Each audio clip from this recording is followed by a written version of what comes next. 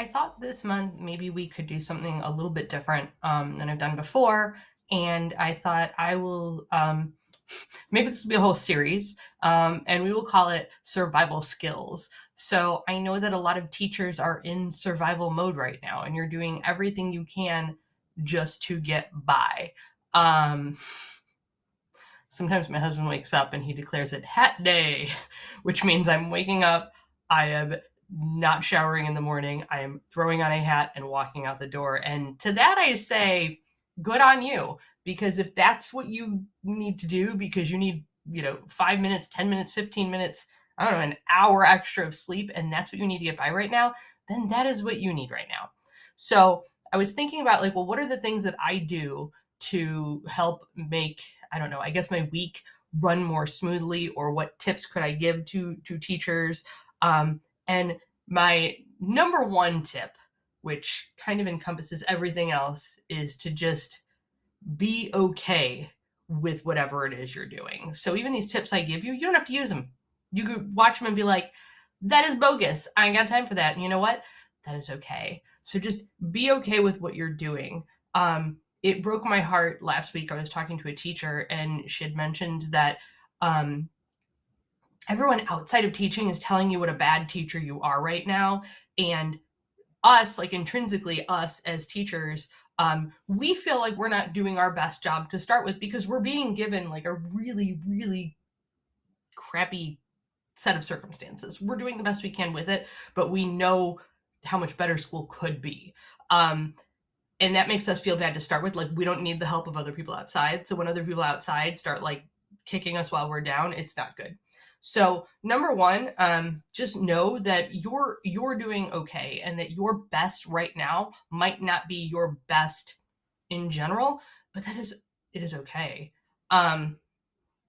So that's tip number one. Now let's talk about some more practical things that I do to get through my time, survival skills, and I'll show you some pictures and things as well. I got some notes over here. The first thing that I do that I've done even prior to the pandemic is because I work full time, I'm a wife, and I'm a mom to a fourth grader. One of the things I do is meal planning, and it's nothing extravagant. I literally have a wipe off, like a not dry erase, a wet erase board, and I each day of the week write down what we're having, even if it's hot dogs and mac and cheese, even if it's frozen pizza, even if it's hamburger helper. It doesn't need to be a fancy dinner. I'm not showing it off for other people. It's so that when my son comes home and goes, Mom, what are we having for dinner? I'm like, oh, I forgot what I put on the list over there. And then he'll go look.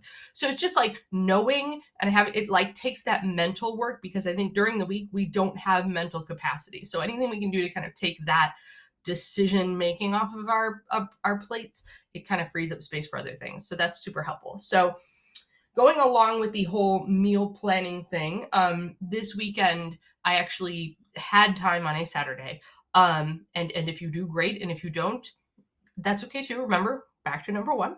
But make ahead meals and freezer meals is something that I really do enjoy doing. I invested in these square foil casserole dishes from Amazon. Like, you buy them in bulk, and I will do things like make veggie lasagna, or I will make chili, or I will make tuna casserole, like whatever it is. I actually have a lot of fun browsing Pinterest and like pinning recipes. So that's something I might do like to de-stress during the week. But I actually sat down and kind of aggregated a few of my favorites, made a grocery list, had the groceries delivered, but then I spent several hours on Saturday and I just like pre-made all of these meals, stuck them in the freezer. So now when I have to make that meal list for the week, I can just go, what do I have? I got chili, we got tuna casserole, we got this. Okay, cool, done. So if that's something you can do, great. If that's something you can do for someone else, maybe with a neighbor, maybe y'all could make freezer meals and then like swap them. That would work. The other thing that I do is sometimes when I'm making dinner in general, so if I'm making chili or making spaghetti sauce, I will make a double batch and then I will freeze what is left. Or if you just happen to make dinner and you have a lot of leftovers, you might be able to freeze it if you know it's enough for dinner another night. And then it's like, woohoo, bonus dinner night for, the night when you would have otherwise had a frozen pizza. I like frozen pizza, by the way.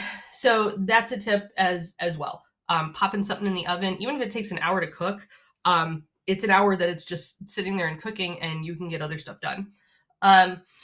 So the other tips that I have, wow, I have a lot of food related items. I like food. I also make my lunches for the week on Sunday.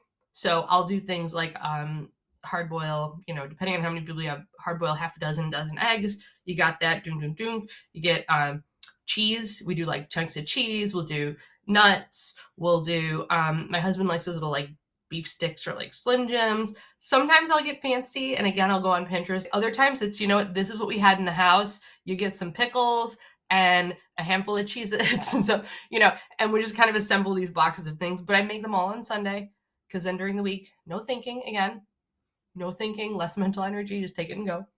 Other two things that I do that are helpful. One is sometimes outfit planning.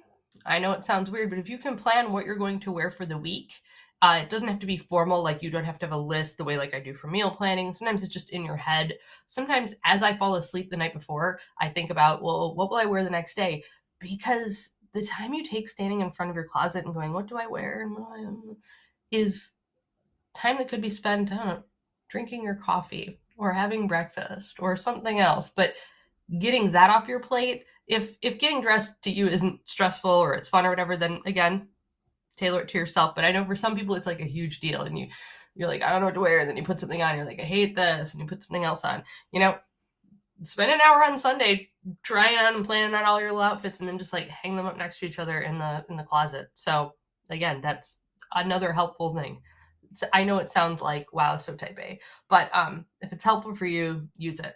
I kind of use it intermittently. Some weeks I do it because I have the mental capacity to plan all out. Some weeks I'm like, I just can't, but then I regret it because I wake up in the morning and I'm like, I didn't plan what to wear.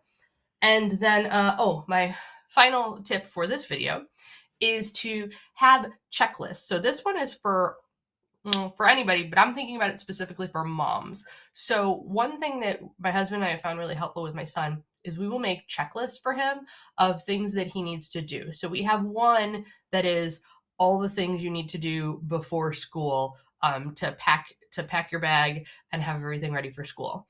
And then he has another list that's like when you get home from school, because we're not usually home when he gets home from school.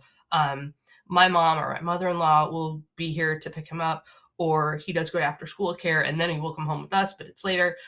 So he has a list of things he needs to do, like, putting your bag away and putting your shoes away and taking your lunch out of your bag and putting it on so I don't get, moldy lunch container. I'm like, love that. Depends on your kid. I don't know your kid. Maybe they would do well with a wipe off one where they could like check it off. Maybe your child would do well with like a digital list that they could have like on their iPod or their phone. Maybe, I don't know, a list that you could have your digital assistant or Echo or Home Hub or whatever it is that you're using. I'm trying not to use the trigger words. Could like remind and like rattle off, when you walk in the door or something like that. So find a way that works for you. And again, if those checklist things, I'm saying use them for kids, if they work for you, make one for yourself. And that will be really helpful as well. So hopefully those tips, you've got something in there that resonates with you, that'll be helpful for you. Whatever you can do. If this is a bunch of nonsense, I got time for any of that, Jen, it's okay. Thanks for watching anyways. But if you do have tips that you like, that you find are kind of essential survival skills to get through your week in the teaching world, please share. Let us know. I'd love to come up with some more tips and maybe make this part of a series, like teacher survival skills series. And definitely I'll start doing some more like in the classroom too, that you can use to hopefully like save time and work not less, because we're always overworked, but more efficient, better workflow, things that you thought were important you had to do that you really don't. So we'll get going on some of those, but hopefully, maybe there's something helpful in here. Be sure to subscribe to things so that if there's another one, you will get it. And thank you so much. Talk soon. Bye. Be sure to subscribe to the Reset EDU channel for the latest project updates and episodes. If you're interested in having a conversation or collaborating in a reset for your own classroom, be sure to fill out the form at bit.ly/ResetEDU. That is case sensitive, so type carefully. Or reach out via social media.